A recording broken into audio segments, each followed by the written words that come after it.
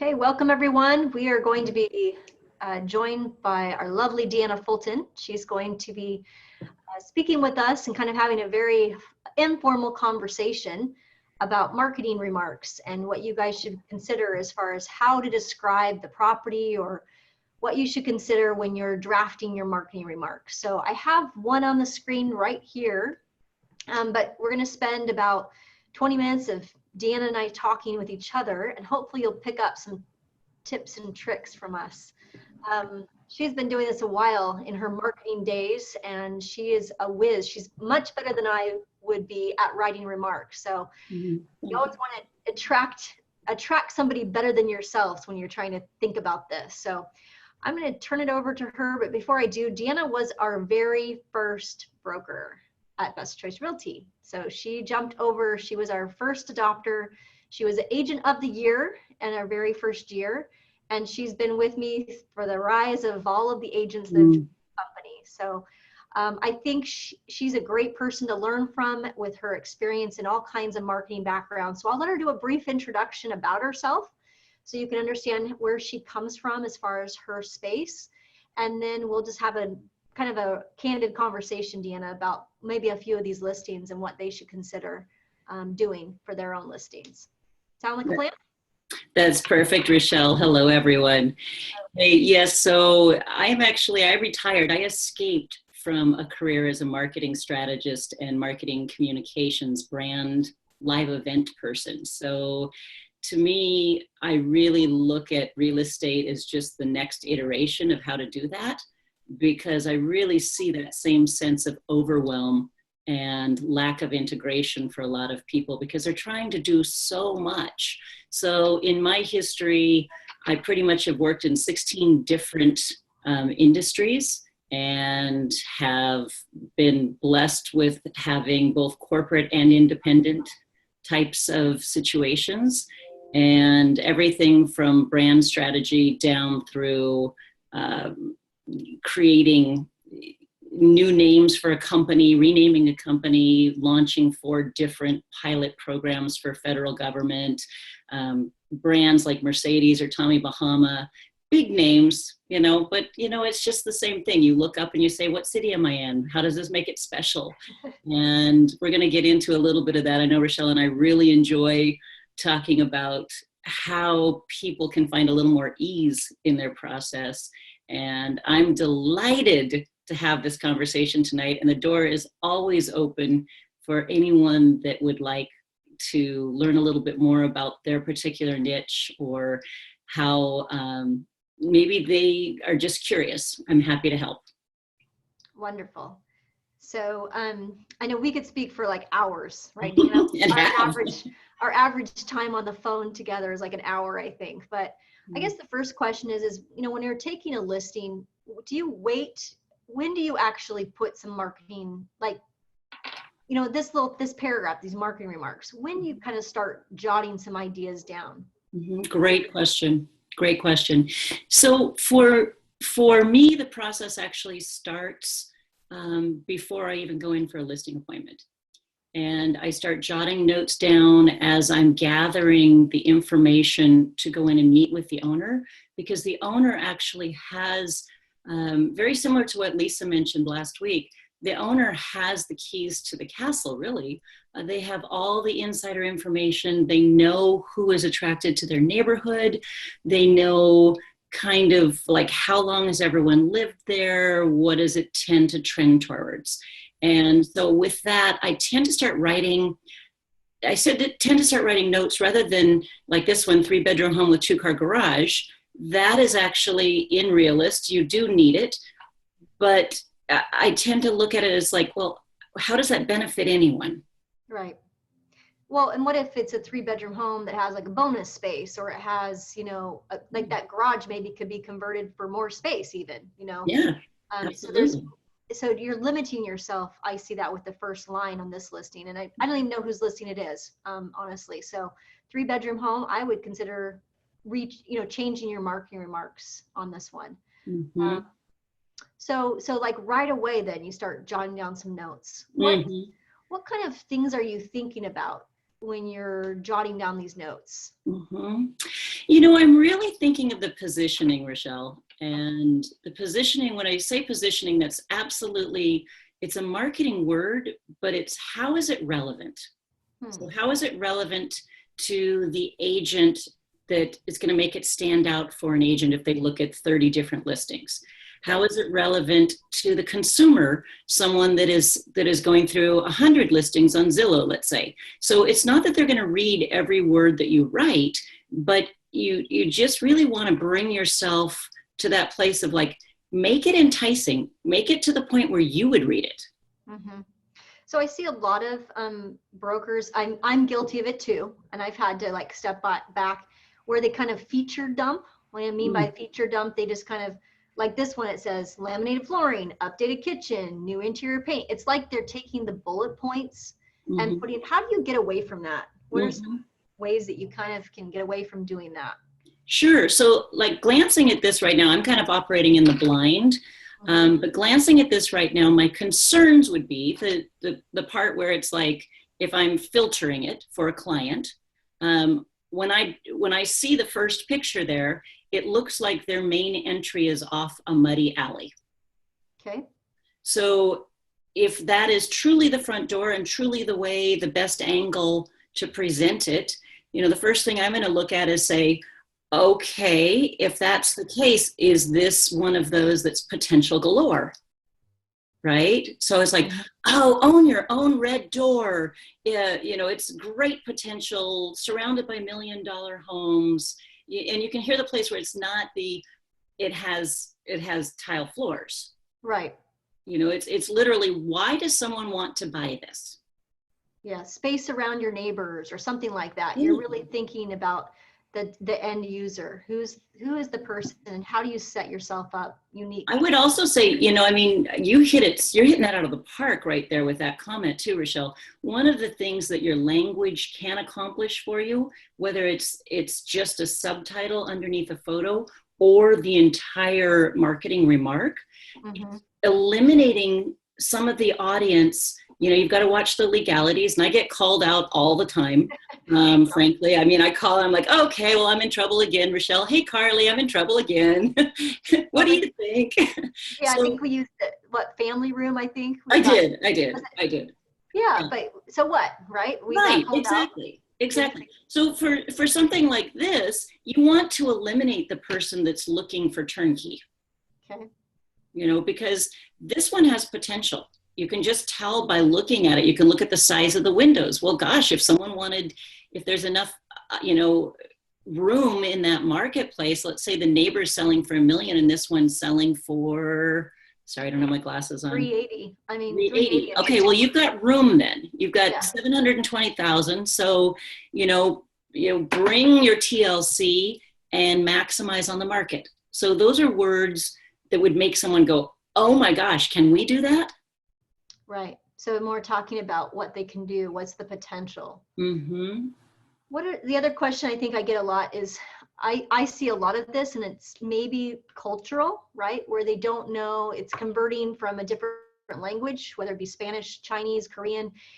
They've reached out to me, Deanna, and said, Rochelle, I'm not very good with words.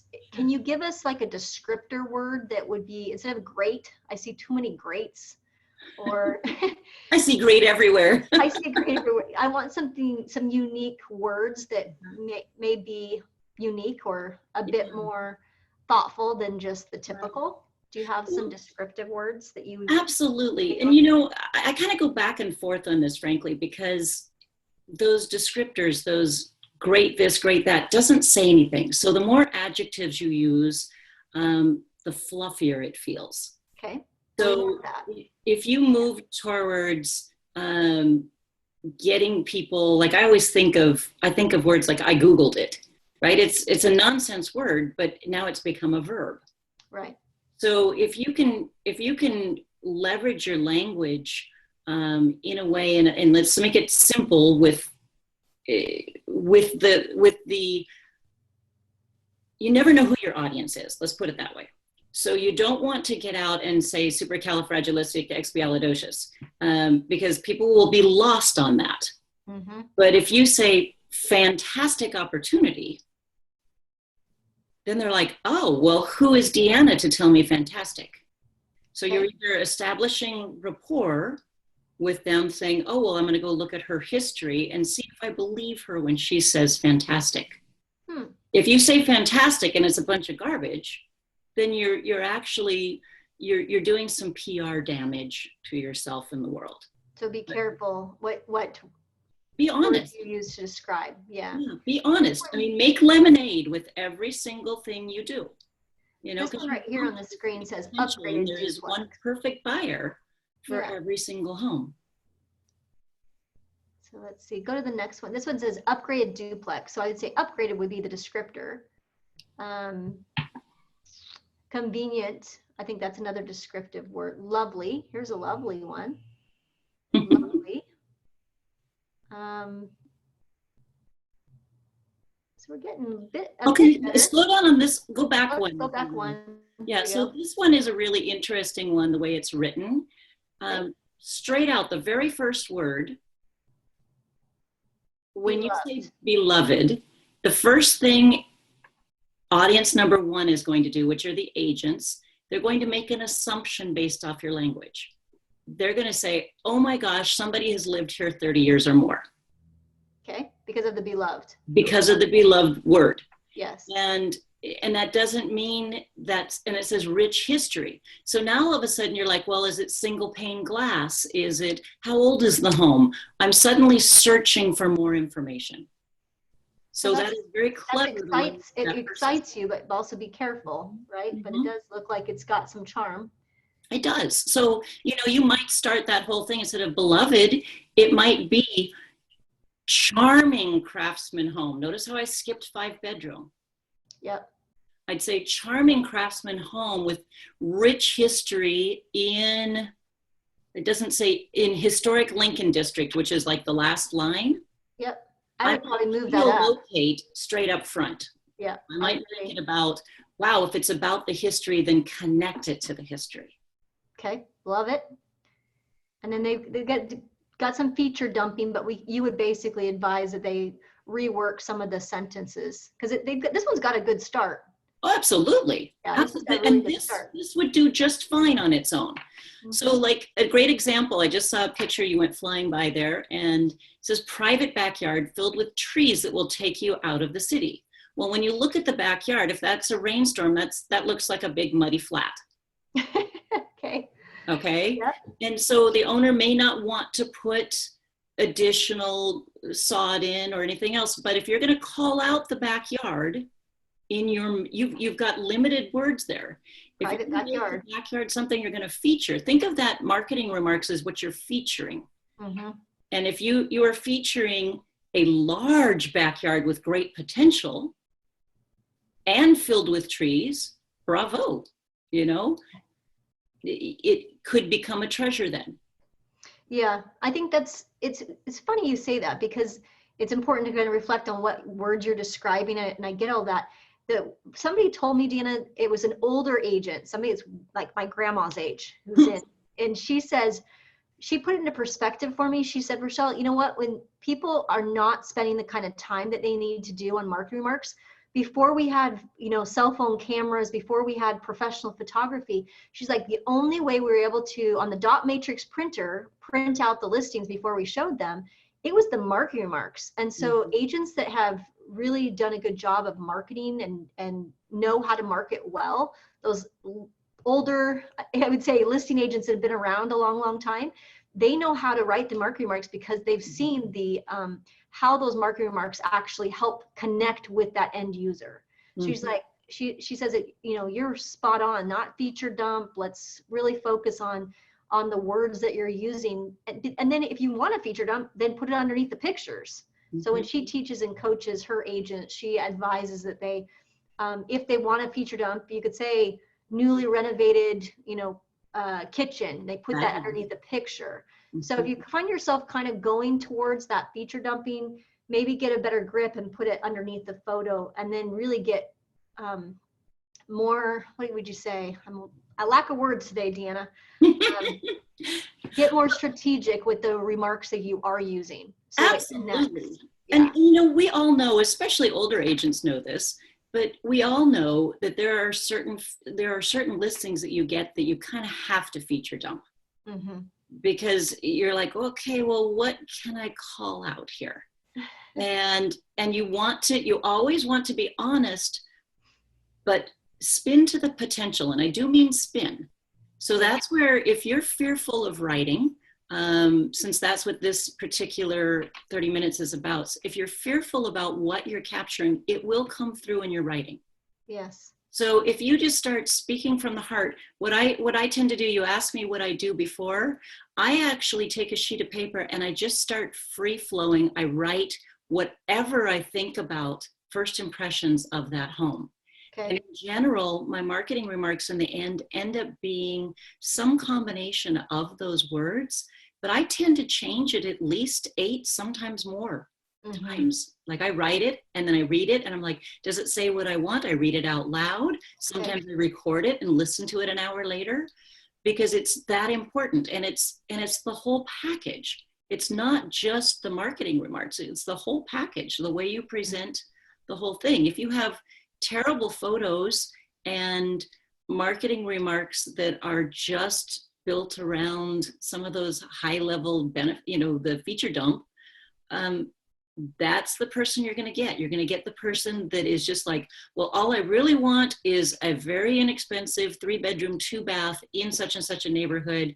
And they're going to wait, and they're going to be the people that watch the days on market. And when they see that magic number, they're going to come in with a lowball offer. So if that's who you want to attract, do it up front. but do try to know your audience, because that will help you as the agent so much. Try to figure out who that person is. And I'm not saying red line, I'm saying just think about all the different people that might want to buy that home, because that will help you in where you spend your marketing dollars later as well. Great. There's a good question that came over, Deanna, that says, will adjusting my marketing remarks help me if my house is sat for a couple weeks? Good question. How much is a couple of weeks? Just 2 weeks, or are we talking? The one we have on the screen here is 20 days on the market. So would adjusting the remarks on this help sell? Help? I think the answer would be yes. Especially if it's been on the market for a couple weeks. What do you tend to think about of that idea? When do you want to kind of look at your marketing remarks and make those adjustments? Well, I think that there's a fine line between how it will help you as the agent to sell the house and how it will make your seller feel better. Okay. Because if you're making adjustments instead of lowering the price, a lot of agents will go, hey, it's been on the market this long, let's lower the price. Right. So if you try a few things like, hey, we're going to reshoot the front door, or we're going to I'm going to go ahead and do some agent marketing instead of just keeping it out on onto Zillow, Redfin, et cetera, et cetera. So changing your marketing remarks at that point can be helpful. I would say if you're changing your marketing remarks, if you feel bold enough, go into your, basically you can see the agents that have looked at your home, look at those that have looked at your home multiple times and pick up the phone and say, hey, look, I really want to know what stood out to you. You've sent this out a number of times, and you'll be amazed. It might be, instead of the beloved 5-bedroom craftsman, it may be that the new renovation is what caught their eye. Sure. You were trying to capture something for 20 days that wasn't what the buyer population was looking for. Correct. Yeah. And it's like Field of Dreams though. If you change the marketing remarks, it doesn't expand your audience. No. So you've got to make additional efforts to expand your audience. Otherwise, you're just changing remarks that Field of Dreams, people will come. Right. I tend to go with the thought of, if I'm going to do the price reduction, I'm going to also couple that with adjustment in my marketing remarks, as well as adjustment in my agent remarks. I refresh, what I call refresh the listing. I think we've talked about that, Deanna, that strategy works. And I think it absolutely works. If you're going to do all that work to change the price, you better put some effort around changing the other things as well. And it Absolutely. usually works. Absolutely. And you know, I think that is, I mean, I want to go back and say thank you for that question. That's a really, really important question. I know a lot of agents not only struggle to write their marketing remarks in the first place, they struggle of the value of what do they change first, because they're bleeding cash all over the place. Mm-hmm. And so they struggle with, well, what's the smart move? Right. And that's not something that just takes time to put some thought around the words that you use. So that's great. Do you do anything different in your agent only remarks, Deanna, than in what you see here? When do you change your agent remarks, I guess is the question. Yeah, you know, I tend to try to update my agent remarks as often as I can. I know I'm doing it almost daily. Yeah, and when I do, here's another thing I'll do. I'll actually, when I update my agent remarks, I'll sometimes go back and do a reverse prospecting campaign, letting those that have looked at it, and especially those that have shown the home, I'll go back and say, hey, I updated the agent remarks. I thought you'd want to know. And usually agents are like, whoa, are you kidding me? That's a great strategy. Even if I just learned that from you, Deanna, that's an awesome idea. Great. I love it. That's fun. Because I mean, that tenant may not be living in the camper in the backyard now. Right. There for a month. Don't be scared of the tenant. Yeah. Let's go to the next one, Shannon. There's a couple others. What do you think about this? I'm going to just ask you about this, Deanna. So see how there's a lot of caps around certain things? What do you think about that? I mean, just what happens is, I'll tell you what happens. Stunning, den rambler, highly desirable, light bright, master suite, chef prepared meals. Because people in our society skim. Okay. So when you put all caps, your brain's nature is to go flying through and pick out those words only. So would you do it, or would you, it depends on the type of client you're working with or what you're trying to highlight? You can go either way. So for this particular listing, one of the things I would say is if you're going to put stunning in caps, it should be the very first thing you say. And then tell me why. Okay. So if you're going to do caps, maybe at the very beginning. I would probably say stunning, stunning, and meticulously maintained. Okay. Because if it's maintained, it's like, oh, yay. Right. Stunning, why? Corner lot, open floor plan, more natural light than you can possibly imagine. You know, like really bringing that space to light. Like you can tell that it's clean, clean, clean. So in the agent remarks, I would absolutely say to the agent, make the agent's life simpler. This one is clean, easy show. Let them know why stunning is important to them. Yeah, I don't think that we are maximizing the potential of the agent remarks. That I think is a missed opportunity that even just hearing from you what you do, that's great. I'm definitely going to take that one. But this one, why not talk about the cleanliness? It was on it's weekly cleaned or by a professional. I mean, if it is, let's share that with the agents. I mean, well, no key box take it further. You know what? I mean, Rochelle, this is a great example of a potential to meet the pain point that's out there right now. Buyers are afraid to go out right now just because of the news, right? The fear things. So this is not saying be fearful. This is saying, wow, you could eat off the floor here. What does that imply? Yes, that it's super clean, like it's super secure. Clean. I mean, you could bring your 8-year-old mother to this house. Very good. Yeah, agent remarks. I mean, this one is no key box. Well, it's March 9th today, so this agent needs to probably update her agent remarks or his agent remarks. And he or she has a typo in those agent remarks, which to me, I immediately go to the place of, I have to watch this person through a deal. Yeah. So make sure you're you're using spell check as well. That's a basic. Buyer agent bonuses. Does that work, Deanna, in the agent remarks? You know, to me, it feels like it's market to market. Okay. And it might work as a secondary strategy. Like if you're changing your price or you're not changing your price, again, it's a field of dreams comment though. If you just put it in your in your remarks that, okay, now it's 4%, let's say. Sure. If you're not actually sending that out to people, they're not going to go find it.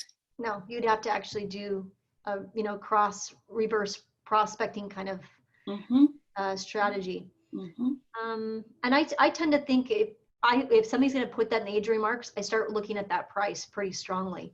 Like, absolutely. I do. Mean, are they just increasing it because they're overpriced and they're just trying to get the agent to participate? I need to know. So I start looking very strongly at price. If somebody's going to put a bonus or something in the age remarks, I'm thinking, what are they hiding behind?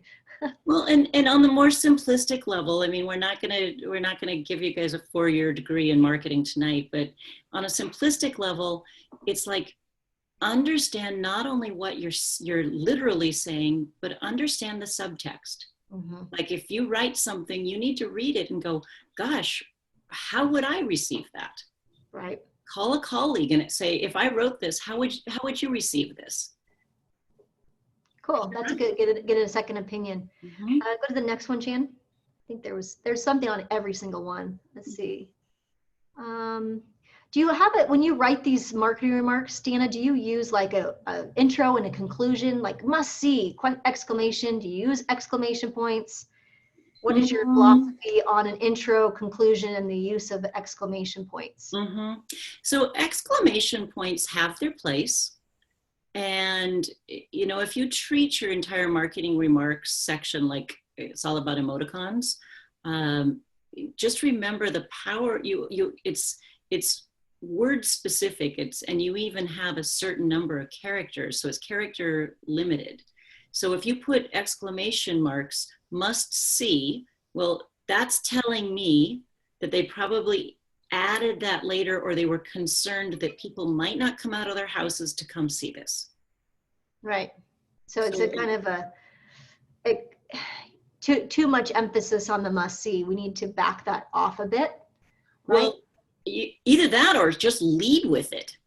Must see. So instead of hiding it at the very back, you might say, this is a must see sunrise home. Okay. Because then they're like, well, why? And that's, if you literally can think about your first sentence in marketing remarks, if you can bring yourself to that place of asking, get the person who reads it to say, ooh, why? Why should this be a must-see? Why should I be welcome home to sunrise? Yes. Yes. And again, we got a bunch of features, tasteful upgrades, king size master suite. I mean, I do it too. It's hard to get to that place. And you got to ease yourself in. And I think Deanna's idea of maybe start small and then you could increase your your abilities just with your first sentence. You need to answer the questions. Why should I go? Why should I put this one on the list? Or why should a client want to go see this one over another one? So think about this, and this one might be worth everyone on the call even writing down. In public relations, which is, has changed a lot over the years, but if you do the 4 W's and an H, so who, what, where, when, and how, when you're writing a news article, you try to include all 5 of those elements within one sentence. That's why there's such huge run-on sentences in articles sometimes. Okay. And if an agent could just look at their marketing remarks and get those 4 W's and the H in their 4 to 5 sentences and say, did I get the who? You can't say family home. Sure. So how do you say who? Great school district. Okay. Somebody that's got the, right? Yep. Yeah. And so then the what? Yeah. Say what you mean to say, but say it in a way that's relevant and compliant to law. Okay. Who, what, where, when, and how. That's a great takeaway. And we're up at 6 o'clock. That's how fast it goes, Deanna. Oh, yeah, let's do it. No, that's fantastic. I think we pulled a few ideas and you can see it. Everybody has room for improvement. Even I have room for improvement. We won't even go there. I learned some things from Deanna tonight that will help me improve my marketing remarks. And just a couple things or adjustments you can make will make your business even better and attract the kind of clients that you really are trying to attract. I think that we're all trying to look for better, easier ways of working our businesses, Deanna, and you've given us some great tips tonight on all of that. Got a lot of thank yous, very helpful. I Great. think you'll probably be asked to come back at some point too, Deanna. So I appreciate your. I didn't get kicked out. This is great. No. Yeah, Deanna, just for some of you that jumped on later, Deanna is one of our, she was actually our first broker at Best Choice Realty. So pretty exciting that she joined the company right off the bat. She was the first person that I heard from when I left my other company and I was building this company. And Deanna says, where do sign me up? I want to, and I respected my, leaving my other company. Then she just like, I want everything this is all about. So she's a great friend as well as a Best Choice Realty broker, and you'll see her, I'm sure, in the future with some great things that she's working on. So thank you for taking the time, Deanna, and thanks everyone. Have a great week. We still have a lot going on, even despite these media challenges with not being able to access some of the properties or properties coming off the market. I think the biggest takeaway I got from that is some of our agents came to Tukwila and they're just like, we're just still showing houses. We just went and got ourselves some gloves and we show with gloves. So they literally are just, it makes people feel more comfortable when they're showing houses, is they have latex gloves that they change out. I mean, literally that's what we're doing right now when they're showing homes to make their clients feel comfortable, and the sellers and the properties that they're showing, they show up with gloves. And you know, we got to find creative ways of getting at that business. And maybe we're doing more virtual tours. Maybe we're doing more Zoom sessions. If you want to use my Zoom account, I'm fine with that. You know, maybe doing some tours that way because the inventory is still low and we still have a lot of properties, a lot of sellers who want to sell. So interest rates are still really low too. So it's a great time to make these real estate deals happen, even with all of the crazy media hype out there. So have a great week. And thanks again, Deanna, for all your help. Thanks, everyone. All right. See ya.